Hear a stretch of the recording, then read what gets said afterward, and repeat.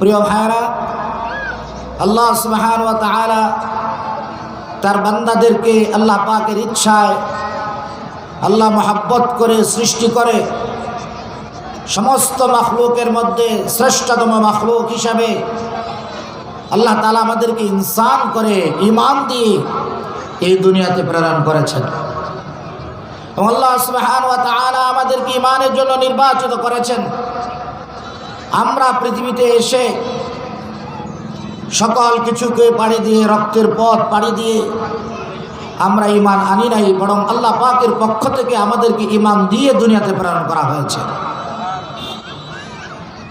রাসূলুল্লাহ সাল্লাল্লাহু আলাইহি ওয়াসাল্লাম বলেছেন, যাদেরকে ঈমানের উপর জন্মগ্রহণ করানো হয়েছে, রাসূল করিম সাল্লাল্লাহু আলাইহি ওয়াসাল্লাম বলেন, আল্লাহ সুবহানাহু ওয়া তাআলা ঈমানদারদেরকে, যারা ঈমানকে ঠিক রাখবে, আল্লাহ তাদেরকে হযরত সাইয়্যিদুনা আদম আলাইহিস সালামের পৃষ্ঠ থেকে ডান হাতে বের করে স্বয়ং খোদ রব্বে করিম বলেছেন, হে আদম, আমি ডান হাতে তোমার পৃষ্ঠ থেকে যত সন্তান বের করেছি তারা জান্নাতি হবে। যেরকম সুবহানাল্লাহ। যারা ঈমান এনেছে, যাদেরকে ঈমান দিয়ে দুনিয়াতে প্রেরণ করা হয়েছে, আল্লাহ মাফ করো, কোন তাগুত আর কুফারের কারণে যদি তার ঈমানকে বরবাদ না করে, ঈমানের উপর সে থাকে, তার ঈমান বিনষ্ট না হয়, তো তার এই ঈমান তাকে আল্লাহর জান্নাত পর্যন্ত পৌঁছায় ছাড়বে। যেরকম আল্লাহু আকবার। পক্ষান্তরে আল্লাহ সুবহানাহু ওয়া তাআলা হযরত আদম আলাইহিস সালাতু ওয়াস সালামকে সৃষ্টি করে আরাফার ময়দানে আল্লাহ সুবহানাহু ওয়া তাআলা হযরত আদম আলাইহিস সালাতু ওয়াস সালামের পৃষ্ঠে বাম হাত মেরেছেন। সেখানে হযরত আদম আলাইহিস সালামের পৃষ্ঠ থেকে কালো অন্ধকারাচ্ছন্ন অগণিত আল্লাহর নাফরমান বান্দাদেরকে বের করেছেন, যারা কালো ঘন অন্ধকার। আল্লাহ সুবহানাহু ওয়া তাআলা বললেন, হে আদম, তোমার এই সন্তানরা তাগুত আর কুফরের সঙ্গে হবে, বাতিলের লাঠি হবে। জেনে রাখো, আমি জানিয়ে দিলাম, তোমার এই সমস্ত নাফরমান সন্তানেরা যারা আমার সাথে বিদ্রোহ করে আমার সাথে কুফরি করেছে, কুফরি করবে, আমি আল্লাহ তাদেরকে জাহান্নামে নিক্ষেপ করব। ওয়ালা উবালি, আমি আল্লাহ কোনো পরোয়া করি না। আল্লাহু আকবার বলে। এই হাদিসটি আপনাদের সামনে এই জন্য পেশ করেছি, যাদেরকে আল্লাহ তাআলা ঈমান দিয়েছেন তারা বড় সৌভাগ্যবান, যে আল্লাহ তাদেরকে ঈমান দিয়ে নির্বাচিত করে দুনিয়াতে প্রেরণ করেছেন। এখন মাত্র আমাদের হুঁশিয়ার ও সাবধান থাকতে হবে, না আমরা আমাদের ঈমানকে বরবাদ করব, না জমিনের বুকে তাগুতেরা আমাদের ঈমান চুরি করার জন্য, ঈমান ডাকাতেরা ছদ্মবেশে ভালোবেসে বিভিন্ন বেশ ধারণ করে মুসলমানদের সামনে আসবে মুসলমানদের ঈমানকে হরণ করার জন্য। মুসলমান যদি জাগ্রত থাকে, সজাগ থাকে, তার ঈমানকে ঈমানের মহাদৌলত মনে করে ঈমানকে পাহারা দিয়ে সিলায় রাখে, আল্লাহর রাসূল বলেছেন তার এই কালেমা আল্লাহর এই বান্দাকে আল্লাহর জান্নাত পর্যন্ত পৌঁছাবে। যেরকম সুবহানাল্লাহ। আল্লাহ রাব্বুল আলামিন বলেন, বান্দা, আমি তোমার জন্য দুইটা জগৎ নির্ধারণ করেছি, একটা জগৎ মাটির উপরে, আরেকটা জগৎ মাটির নিচে। দুনিয়ার ময়দানে তুমি আসো নাই, আমি আল্লাহ তাআলা তোমাকে প্রেরণ করেছি। তুমি ইচ্ছে করে আসো নাই, তোমাকে জোর করে মায়ের পেট থেকে দুনিয়ার ময়দানে প্রেরণ করা হয়েছে। আল্লাহ পাক বলেন, তুমি আসতে চাও নাই, মায়ের পেটের মধ্যে প্রসব বেদনার যন্ত্রণা সৃষ্টি করে মায়ের পেট থেকে ফেরেশতা দিয়া ধাক্কা দিয়ে মায়ের পেট থেকে তোমাকে দুনিয়ার ময়দানে আনা হয়েছে। সুবহানাল্লাহ। আমরা আসি নাই, আমাদেরকে প্রেরণ করেছেন। কে করেছেন বলেন তো? আল্লাহ সুবহানাল্লাহ। আল্লাহ তাআলা বলেন, বান্দা, কতদিন দুনিয়ায় থাকবা? তোমার জন্য তো দুইটা জগৎ সৃষ্টি করা হয়েছে, একটা জগতে কতদিন থাকবা, কেমনে থাকবা, ইজ্জতের সঙ্গে না ইজ্জত হারা হয়ে? কখন বিদায় হবে? যৌবনের তরতাজায় তরুণ রাস্তায় মোটরসাইকেল অ্যাক্সিডেন্ট করে, নাকি বৃদ্ধ হয়ে অসহায় দুর্বল হয়ে হাসপাতালের বিছানায় কাতরাতে কাতরাতে কোথায় বিদায় নেবে তোমার জানা নাই। দুনিয়াতে কেউ জানতেও পারবে না, সেটি আল্লাহ তাআলা নিজে সিদ্ধান্ত করেন বান্দা দুনিয়াতে কতদিন থাকবে, কখন বিদায় নেবে। কথা ঠিক? কে কখন বিদায় নেবে সেটা আল্লাহ সিদ্ধান্ত নেন। দুনিয়াতে কারো সিদ্ধান্ত নেওয়ার এই ক্ষমতা নাই। তবে আল্লাহ তাআলা বলেন, প্রত্যেক মানুষের জন্য আমি দুইটা জগৎ দিয়েছি, একটা দুনিয়ার জগৎ আর একটা আখিরাতের জগৎ। দুনিয়ার জগৎটা খুবই ক্ষণস্থায়ী, অস্থায়ী এবং খুবই অল্প সময়ের ব্যাপার। আল্লাহ তাআলা কোরআনে কারিমে বলেন, বাল তু'সিরুনাল হায়াতাদ দুনিয়া ওয়াল আখিরাতু খায়রুন ওয়া আবাকা। আল্লাহ তাআলা বলেন, বান্দা, দুইটা জগতে তোমাকে প্রেরণ করা হবে। জগৎ বান্দার জন্য মূলত অনেকগুলো, একটা রূহের জগৎ, একটা মায়ের জগৎ, একটা দুনিয়ার জগৎ, আরেকটা কবরের জগৎ, আরেকটা হাসরের ময়দানের জগৎ। এরপরে চিরস্থায়ীভাবে আল্লাহ তাআলা তাকে দুইটা ঠিকানার জন্য নির্ধারণ করবেন, হয় জান্নাতে না হয় জাহান্নামে। কিন্তু বান্দা উপার্জন এবং সেই উপার্জন ভোগ করার জন্য আল্লাহ তাকে দুইটা জগতের জন্য নির্ধারণ করেছেন। একটা জগৎ দুনিয়াতে মানুষ ভোগ করছে, আমরা ভোগ করছি। আল্লাহ পাক বলেন, বাল তু'সিরুনাল হায়াতাদ দুনিয়া ওয়াল আখিরাতু খায়রুন ওয়া আবাকা। আল্লাহ পাক বলেন, এই জগতে তোমাকে অল্প সময়ের জন্য প্রেরণ করা হয়েছে। এই সময়টাতে আমি আল্লাহ তাআলা তোমার আমল পরীক্ষা করে দেখব। আল্লাহু আকবার। এখানে তোমাকে পরীক্ষা করা হবে। এবং এই দুনিয়ার জগৎটা খুবই অল্প। আর মানুষের প্রকৃত জগৎই হচ্ছে এটা পরকালের জগৎ, যা মানুষের মওতের মাধ্যমে মানুষের চিরস্থায়ী জগৎ শুরু হয়ে যায়। যেরকম সুবহানাল্লাহ। এই পরকালের জগৎকে কেউ স্বীকার করতে পারবে না, একমাত্র নাস্তিক। মুশরিকদের মধ্যে যারা নাস্তিক তারাও স্বীকার করত। রাসূল করিম সাল্লাল্লাহু আলাইহি ওয়াসাল্লাম মক্কার কাফেরদেরকে যখন বললেন, হে মক্কার কাফেররা শোনো, তোমরা যদি ঈমান না আনো এবং নিজেদেরকে পরিশুদ্ধ না করো, তাহলে অচিরেই তোমাদেরকে আল্লাহ পাকের সামনে দাঁড়িয়ে তোমাদের জিন্দেগির হিসাব দিতে হবে। আল্লাহ রাসূল বললেন। মক্কার কাফেররা উপহাস করে বলল, কি বলো মুহাম্মদ, মরণের পরে আমাদেরকে আবার জীবিত হইতে হবে? আমাদের বাপ দাদারাও জীবিত হবে? তারা বলল, আইযা মিতনা ওয়া কুন্না তুরাবাও ওয়া ইযামান আইন্না লামাবউসুন আইযা মিতনা ওয়া কুন্না তুরাবাও ওয়া ইযামান। মক্কার কাফেররা বলল, কি বলো, আমরা মরে যাব, আমরা মাটির সাথে মিশে যাব, সব হাড্ডি মাংস ক্ষয়ে গিয়ে হাড্ডিতে রূপান্তরিত হয়ে যাব, এরপরেও আমাদেরকে আবার জীবিত হতে হবে? আল্লাহ পাক বলেন, শুনে রাখো, এটি বিরাট চমৎকার ঘটনা। মক্কাতে কাফেররা যখন শক্তিশালী, মক্কা বিজয় হওয়ার আগ পর্যন্ত মক্কার কাফেররা একচ্ছত্রভাবে অসহায় মুসলমানদের সহ বিশ্বনবী সরওয়ারে দু আলম জনাব রাসূলুল্লাহ সাল্লাল্লাহু আলাইহি ওয়াসাল্লামের উপর অত্যাচার করেছে। তো একজন সাহাবী, নাম হযরতে খাব্বাব ইবনে আরাত রাদিয়াল্লাহু তাআলা আনহু, হযরতে খাব্বাব ইবনে আরাত, ইনি একজন অসহায় সাহাবী। আর ইনি লৌহ বর্মের কাজ করেন, কামার, লোহার কাজ করেন তিনি। আস ইবনে ওয়াইল নামে মক্কার এক প্রভাবশালী কাফের নেতা এই মুসলমান গরিব সাহাবীর কাছ থেকে বাকিতে জিনিসপাতি কিনছে, কিনে নিয়ে টাকা পয়সা সব আটকায় ফেলছে। আটকানোর পরে বলে, হে খাব্বাব, তুমি যদি মুহাম্মদুর রাসূলুল্লাহকে ত্যাগ করো তাহলে আমি তোমার টাকা পয়সা দেবো, আর নাহলে দেব না। জোরে কর নাউজুবিল্লাহ। হযরত খাব্বাব ইবনে আরাত রাদিয়াল্লাহু তাআলা অত্যন্ত গরিব সাহাবী, আর আস ইবনে ওয়াইল অত্যন্ত প্রভাবশালী মক্কার কাফেরদের মধ্যে বড় নেতা। হযরত খাব্বাবের কাছ থেকে এই লোহার অস্ত্র কিনে সব টাকা পয়সা আটকে দিয়ে বলে, তোমাকে ঈমান ছাড়তে হবে, তাহলে তোমাকে টাকা দেব। হযরত আল্লাহর নবীর সাহাবী হযরত খাব্বাব ইবনে আরাত বললেন, বাইতুল্লাহর রবের কসম, তুমি যদি 1000 বার মৃত্যুবরণ করে জীবিত হও, এরপরেও আমি আল্লাহর রাসূলকে এবং আমার আল্লাহকে অস্বীকার করব না। আল্লাহু আকবার।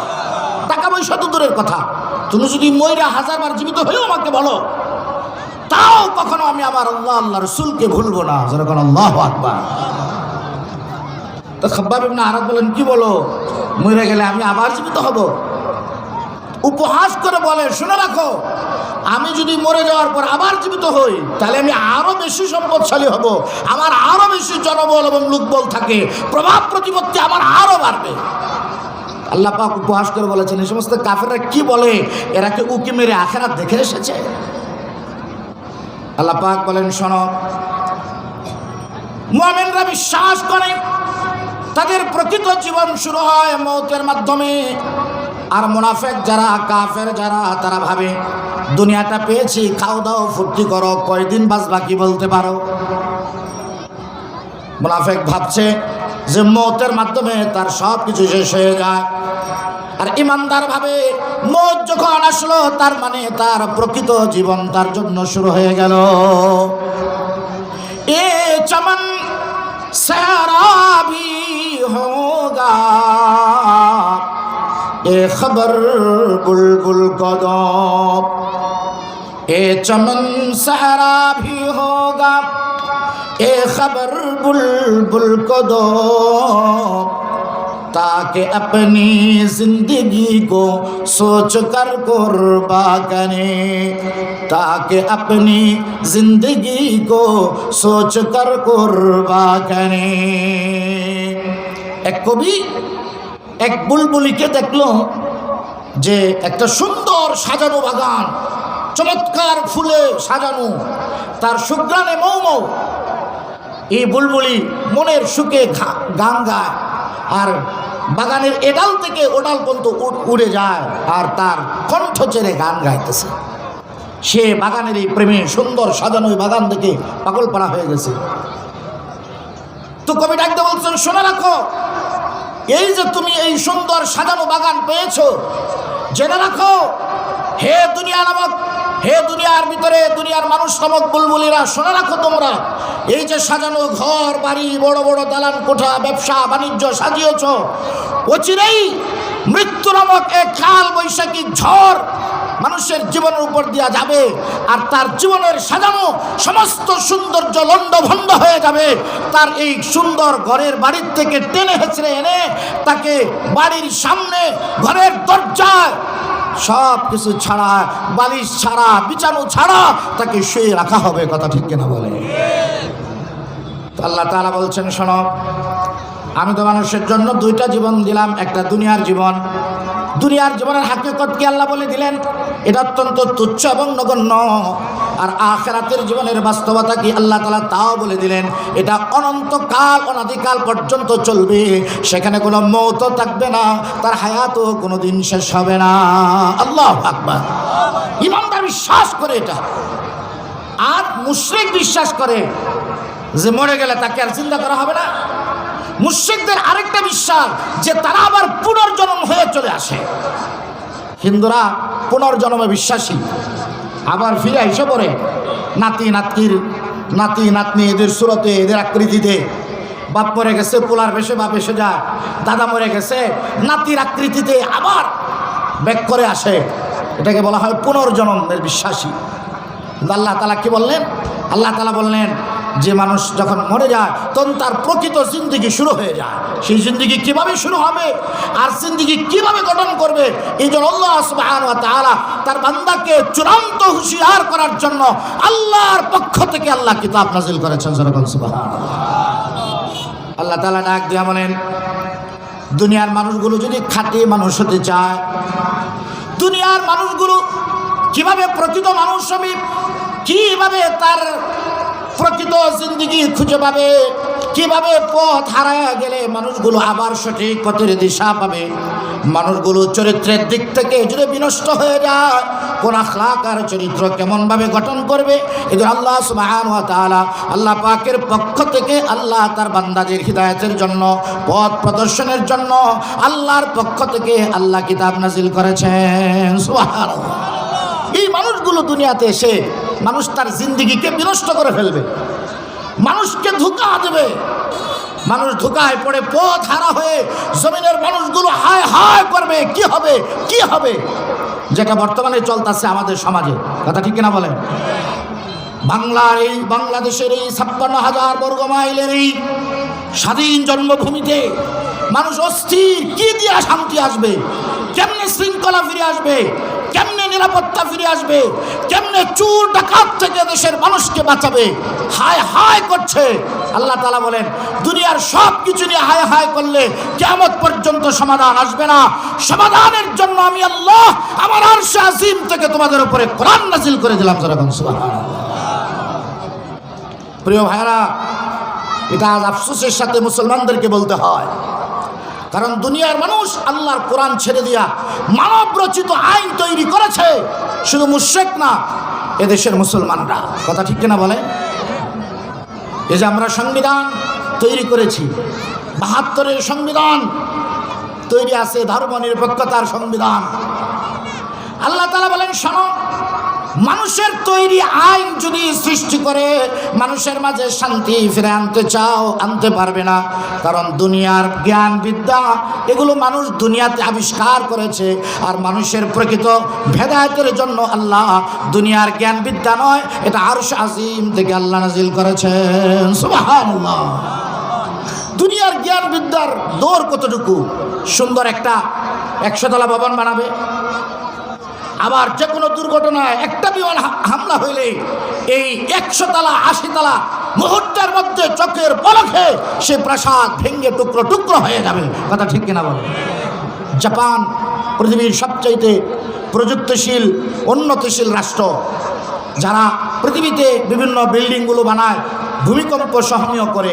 আল্লাহ তার জমিনকে একটা নাড়া দেয় তো চোখের সামনে হাজার হাজার ঘর বাড়ি ভেঙে খান খান হয়ে যায়। কথা ঠিক কিনা বলে? আল্লাহ তাআলা বলেন দুনিয়াতে মানুষকে আল্লাহ তাআলা জ্ঞান দিয়েছেন কতটুকু? মানুষের জ্ঞানের পরিসীমা আছে, আর কোরআনে কারীমের জ্ঞানের কোনো ধরনের পরিসীমা নাই। আল্লাহু আকবার। মানুষ দুনিয়ার জ্ঞানটা কতটুকু যায়? মঙ্গল গ্রহ পর্যন্ত গেছে। মহা আকাশের মধ্যাকর্ষণকে ভেদ করে মহা আকাশের মধ্যে স্টেশন তৈরি করেছে। এক মহিলা আরেকজন গিয়ে আটকা পড়ছে, ৪-৫ মাস ধরে আছে, শুকাইয়া একেবারে কাঠ হয়ে গেছে।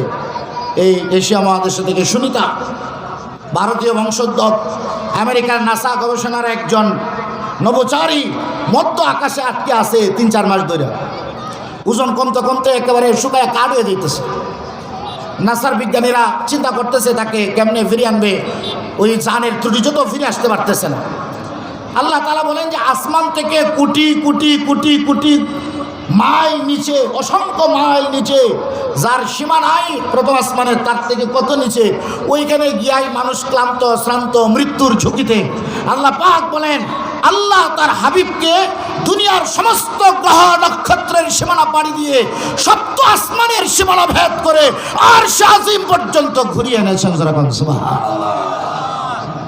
পৃথিবীর একমাত্র আরশে আজিম ভ্রমণকারী নভোচারী সরওয়ারে দু আলম সৈয়দুল কওনাইন জনাব রাসূলুল্লাহ সাল্লাল্লাহু আলাইহি ওয়াসাল্লাম সপ্ত আকাশের উপরে সিদরাতুল মুনতাহার সীমানা ভেদ করে রাসূলুল্লাহ সাল্লাল্লাহু আলাইহি সাল্লাম জান্নাত পরিভ্রমণ করে এসেছেন। সুবহানাল্লাহ। প্রিয় ভাইরা, তো আমরা বলছিলাম মানুষের জীবনে পথ হারাইলে কে তারে পথ দেখাবে? কোন বিধান তাকে পথ দেখাবে? কোন বিধান তাকে পথ, সঠিক পথ দেখাবে?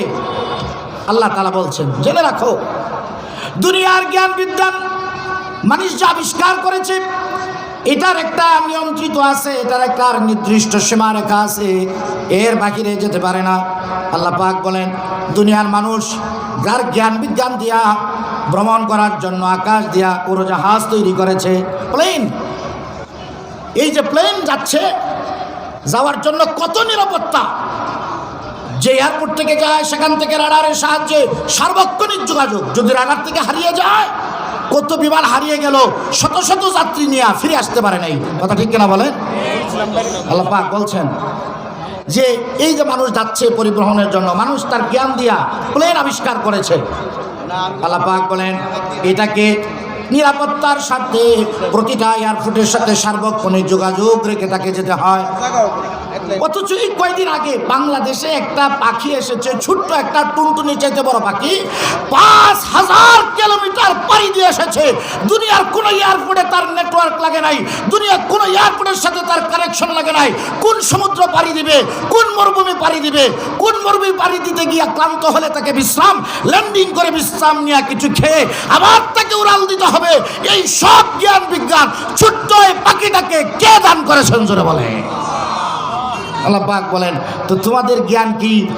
নাসার মতো গবেষণা তৈরি করেন তো উঠতে পারো না। আর ৫,০০০ অধিক কিলোমিটার একটা ছোট্ট টুনটুনি পাখির উপরে একটা পাখি উড়ে আসলো, তার কোনো এয়ারপোর্ট লাগলো না, রাডার কানেকশন লাগলো না, নিরাপত্তা লাগলো না, ল্যান্ডিংয়ের আলাদা ব্যবস্থা লাগলো না। মহাসমুদ্র সব সাহারা মরুভূমি সহ পাড়ি দিয়ে চলে আসে। কোন পথ দিয়ে আসবে, কখন ক্লান্তি হইলে তাকে নামে নিরাপদের সাথে বিশ্রাম নিতে হবে, কোন সমুদ্র কোন দিয়া পাড়ি দিলে নিরাপত্তার জন্য সে নামতে পারবে। দুনিয়ার কারো পথ দেখানো লাগে না, ওই ছোট্ট পাখিটাকে পথ দেখায় কে? আল্লাহ পাক বলেন, দুনিয়ার মানুষের জ্ঞান বিদ্যার একটা নির্ধারিত সীমা রয়েছে, এই সীমার বাহিরে যাওয়ার কোনো ক্ষমতা নাই। আল্লাহ পাক বলেন, তোমাদেরকে দুনিয়াতে আসনাই প্রেরণ করেছি। পথ হারা যখন হবে, অন্ধকারে যখন ছেয়ে যাবে, জালেমরা যখন জুলুম করবে, সব মানুষ অবস্থা যখন ত্রাহি ত্রাহি হবে, তো তোমাদের জীবনের সমাধানের জন্য আমার কোরআনকে সামনে রেখে এমন বিধান তৈরি করো যে বিধান তোমাদেরকে চিরস্থায়ী মুক্তির পথ দেখাবে। এটা একমাত্র আল্লাহ তাআলা তার বান্দার জন্য দিয়েছেন। জমিনে সৃষ্টি করেন নাই, আরশে আজিম থেকে নাজিল করেছেন। যেরকম সুবহানাল্লাহ।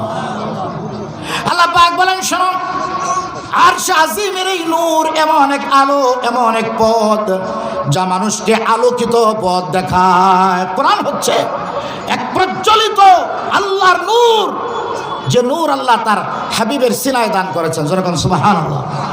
এই নূর যদি আমাদের হাতে আসতো, তা আমরা জ্বলে পুড়ে ছারখার হয়ে যেতাম।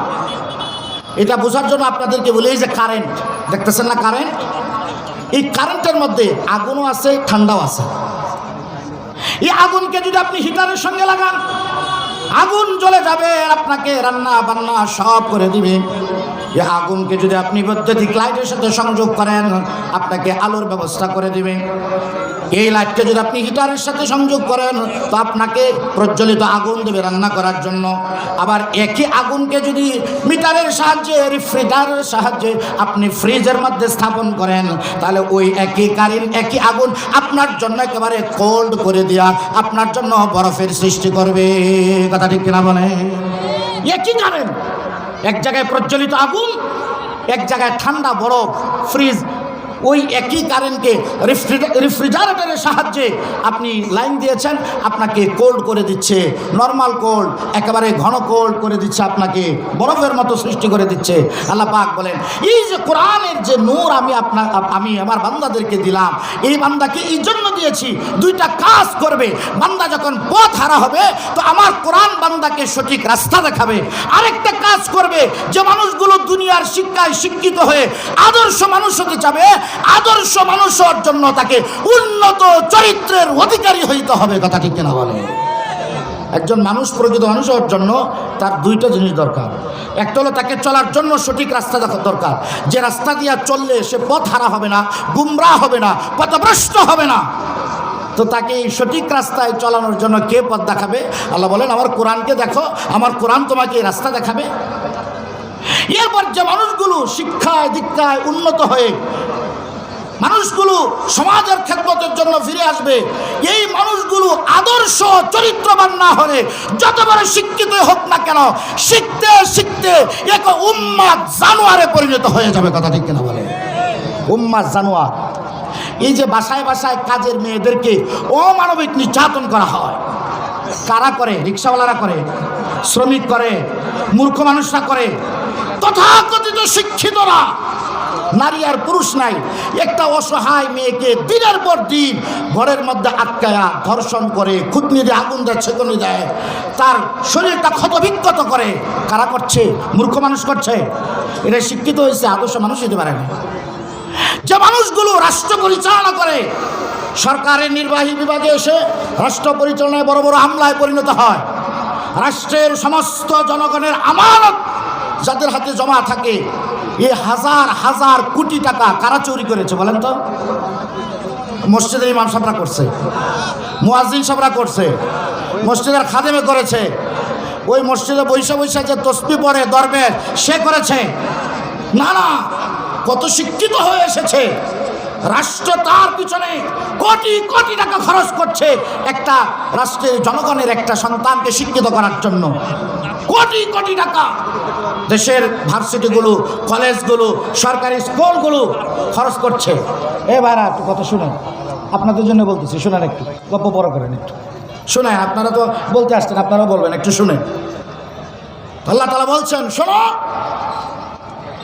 জেনে রাখো, এই যে মানুষগুলোকে কাদের টাকাটা পড়াচ্ছে, এ দেশের কৃষক, শ্রমিক, জনতা, মেহনতি মানুষের, সাধারণ মানুষের খেটে খাওয়ার টাকা পয়সা দিয়া এদেশের কলেজ ইউনিভার্সিটিগুলো পরিচালিত হচ্ছে, শিখছে, ডাক্তার হয়ে আসতেছে, বিসিএস করে আসতেছে, ইঞ্জিনিয়ার হয়ে আসছে।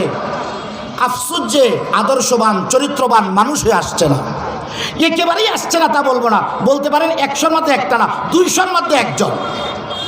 200-র মধ্যে একজন ডিসি আছে, মনে করেন যে দরবেশ মানুষ, নামাজ কালাম পড়ে, 1 টাকাও ঘুষ খায় না, আছে 2-1 এরকম। তেমন একজন এসপি দেখেন যে 1 টাকা হারাম চয় না, আছে। তো এই মানুষটারে দেখবেন, এই মানুষটা নামাজ পড়ে, কোরআন তেলাওয়াত করে, কথা ঠিক কিনা বলে?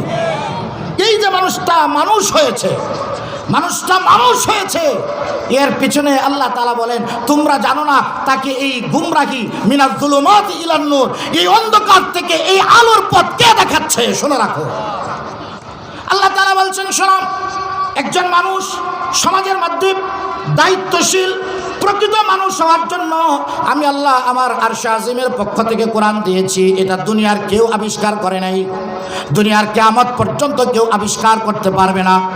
মক্কার কাফেরেরা 1000 বার চেষ্টা করেছিল আরবি সাহিত্যকে চ্যালেঞ্জ করে আল্লাহর কোরআনের মতো ছোট্ট 1-2টা আয়াত কারিমা বানাবে, কিন্তু তাদের পুরা জিন্দেগি চলে গেছে, আল্লাহর কোরআনের মতো একটা আয়াতও তৈরি করতে পারে না। এই কথা ঠিক কিনা বলে? আল্লাহ পাক বলেন, তাই আমি কোরআন দিয়েছি 2টা জিনিস করার জন্য।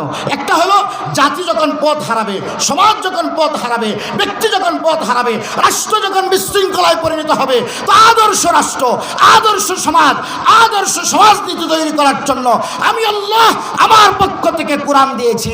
এখানে কেউ চুরিও করতে পারবে না, ডাকাতিও করতে পারবে না, স্বার্থন্বেষী কোনো পথ তাকে দেখাতে পারবে না। কথা ঠিক কিনা বলে? ওই যে বলছিলাম যে কোটি কোটি টাকা খরচ করে তাকে তৈরি করে আনা হচ্ছে আর দেওয়া হচ্ছে তাকে। আয়েশাই মাশাআল্লাহ চুরির কাজে লেগে গেছে। লাগছে কেন? কারণ তার অন্তরের মধ্যে অপরাধ থেকে, এই অন্ধকার থেকে তাকে বের করার মতো যে আলো দরকার, এই আলো শূন্য শূন্য শূন্য। কথা ঠিক কিনা বলে? আজ আমাদের এই কথা ভালো করে বুঝতে হবে। যারা আমাদের কাছ থেকে রায় নেয়, আমাদের ভোটের জন্য কত সুন্দর সুন্দর আদর্শ কথা বলে, এক একজন আসমান থেকে নামিয়ে ফেরেশতা আসে। এই ফেরেশতাদের বলা দরকার যে আপনারা বহু কথা বলেছেন, এই স্বাধীন সার্বভৌমত্বের সূর্য উদয় হওয়ার পরে 53 বছরের ইতিহাসে আমরা বহু পথ দেখেছি, এবার আমরা পথ দেখতে চাই। আল্লাহর কোরআন যাদের কাছে থাকবে, কোরআনের পথ যাদের কাছে থাকবে, কোরআনের হিদায়াত যাদের কাছে থাকবে, আমরা এবার তাদের সাথে থাকবো, আর কোনো তন্ত্র মন্ত্র আমরা খুঁজে দেখবো না। কথা ঠিক কিনা বলো? শুনেন, এই কোরআন নাজিল হওয়ার পরে 800 বছর এই কোরআন হেদায়েতের নূর দিয়েছে। রাষ্ট্র ব্যবস্থা, খেলাফতে রাশেদা, খেলাফতে বনি উমাইয়া, খেলাফতে আব্বাসিয়া, এরপরে এই খেলাফতে বনি উমাইয়া সহ খেলাফতে রাশেদা সহ প্রায় 800 বছর পর্যন্ত কোরআনের এই নূর ইনসাফ দিয়েছে মানুষ। 800 বছর পরে দুনিয়ার ইহুদি খ্রিস্টানরা মুসলমানদেরকে একটা নতুন পথ দেখালো, বললো শোনো, রাষ্ট্র আলাদা, ধর্ম আলাদা। বুঝতে পারছেন নি? যেখানে চুরি করা লাগবো এটা তাদের, আর যেখানে বৈশাখ তসবিহ আর 2টা সাজদা দিলেই চলবো এটা মসজিদওয়ালাদের। এটা দুনিয়ার সবচাইতে বড় শত্রু ইবলিস ইহুদি খ্রিস্টানদের দ্বারাতে থিম তৈরি করে মুসলমানদের সামনে দিয়ে দিল। মুসলমানরা বলল রাষ্ট্র আলাদা, মসজিদ আলাদা, রাষ্ট্র আলাদা, ধর্ম আলাদা, রাষ্ট্র আলাদা, কোরআন আলাদা, রাষ্ট্র আলাদা, হাদিস আলাদা, রাষ্ট্র আলাদা, উসুল আরবা আলাদা। যেই কথা মুসলমানদের সামনে আসলো, মুসলমানদের চোখের সামনে চুরিরা আগে পুকুর চুরি করতো, ওনার পুকুর টুকুর লাগে না, এরা বঙ্গোপসাগর চুরি করে ফেলে। কথা ঠিক কিনা বলে? প্রিয় ভাইরা, তো আদর্শবান মানুষ কেমনে হয়? আদর্শবান মানুষের জন্য আল্লাহ পাক বলেন, এক নাম্বার তোমাদের সঠিক পথ প্রদর্শনের জন্য আমি তোমাদের সামনে কোরআন দিলাম। আল্লাহ পাক বলেন, এই কোরআন তোমাদেরকে হিদায়াতের নূর দেখাবে, পথ দেখাবে। মিনাজ যুলুমাতি ইলান নূর, তোমাদেরকে অন্ধকার থেকে আলোর পথ দেখাবে। এক নাম্বার। দুই নাম্বার, যে মানুষগুলো স্বভাব চরিত্রের দিক থেকে মানুষ হওয়ার কথা ছিল কিন্তু হয়ে গেছে হিংস্র হায়নার মতো, নিষ্পাপ নিরস্ত্র মানুষগুলোকে হত্যা করতে যাদের বুক কাঁপে না, হাত কাঁপে না, কথা ঠিক কিনা বলেন? জালেমদের স্বভাব। আল্লাহ তো তার দিনকে দুইভাবে বিজয় করেছেন। একটা হলো দলিল ভিত্তিক, তথ্য ভিত্তিক, যুক্তি ভিত্তিক বিজয়। এটা কিয়ামত পর্যন্ত ইসলামের এই বিজয়কে কেউ ঠেকাতে পারবে না। জনগণ সুবহানাল্লাহ। ইসলামকে আল্লাহ দুইভাবে বিজয় করেছেন কোরআনকে। একটা হচ্ছে দলিল ভিত্তিক লড়াই, এটা হচ্ছে আকলান ও নাকলান, তথ্যগত ও যুক্তিগত দলিল। এটা আল্লাহ কোরআনে কারীমকে দিয়েছেন। দুনিয়ার আজ পর্যন্ত কোনো দলিল, কোনো তথ্য উপাত্য, কোনো যুক্তি তর্ক আল্লাহর কোরআনকে মিথ্যা প্রমাণ করতে পারে? কিয়ামত পর্যন্ত পারবে না, এটা আল্লাহ বলে দিয়েছেন। বাকি রয়েছে আল্লাহর কোরআনকে বিজয় করা। এটার দায়িত্ব আল্লাহর হাতে, আর এটা কার্য সম্পাদন করার জন্য দায়িত্ব দিয়েছেন আল্লাহ তার বান্দাদেরকে। বলেন তো আমরা কি আল্লাহ নাফরমান না আল্লাহর বান্দা? কারা কারা আল্লাহর বান্দা? আল্লাহর হাত তুলে দেখান তো। আয় আল্লাহ, আমরা আপনার বান্দা, আমরা আপনার গোলাম, আপনার বিধানের কথা মানবো। জোরে বলেন আমিন। যারা কোরআনের কথা বলবে আর কোরআন দিয়া চরিত্র গঠন করবে, কোরআন দিয়া মানুষের জীবন, মানুষের পারিবারিক জীবন, সামাজিক জীবন, রাষ্ট্রীয় জীবনকে গড়ে তুলবে, আল্লাহ পাক বলেন আসমানের রহমত আল্লাহর জমিনে ঝরে পড়বে। সুবহানাল্লাহ। এমন যদি হতো আমার দেশের শাসক